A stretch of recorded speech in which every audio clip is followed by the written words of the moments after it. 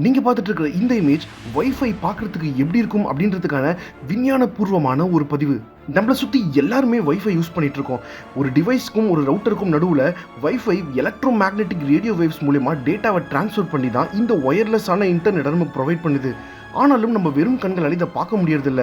இதனால நிக்கோலாய் லாம் அப்படின்ற ஆர்டிஸ்ட் ஒருத்தர் நாசாவில் ஆஸ்ட்ரோ பயாலஜிஸ்டாக ஒர்க் பண்ணிட்டு இருக்க எம் ப்ரௌனிங் வோகல் அப்படின்றவருடைய உதவியோடு கூட ஒரு சயின்டிஃபிக்கலான விஷுவலைசேஷனை உருவாக்குறாரு. இதன் விளைவாக ஒரு வைஃபை சிக்னல் அப்படின்றது பயங்கரமான ஒளிரும் தன்மை கொண்ட ஜெயிண்ட் பபுள் மாதிரி இருக்கும் அப்படின்றத இவர் படமாக வரைஞ்சிருக்காரு. இந்த இமேஜ் தான் நீங்கள் இப்போ பார்த்துட்டு இருக்கிறீங்க. அதோடு கூட ஒவ்வொரு வைஃபை சேனலுடைய கலரும் ஒன்றுத்துக்கு ஒன்று சேஞ்ச் ஆகும்னு சொல்லப்படுது. மரங்கள், சுவர்கள், ஒரு சாலிடான ஆப்ஜெக்ட் மட்டும்தான் இந்த வைஃபை சிக்னல்ஸை வீக்கானதாக மாற்றுது.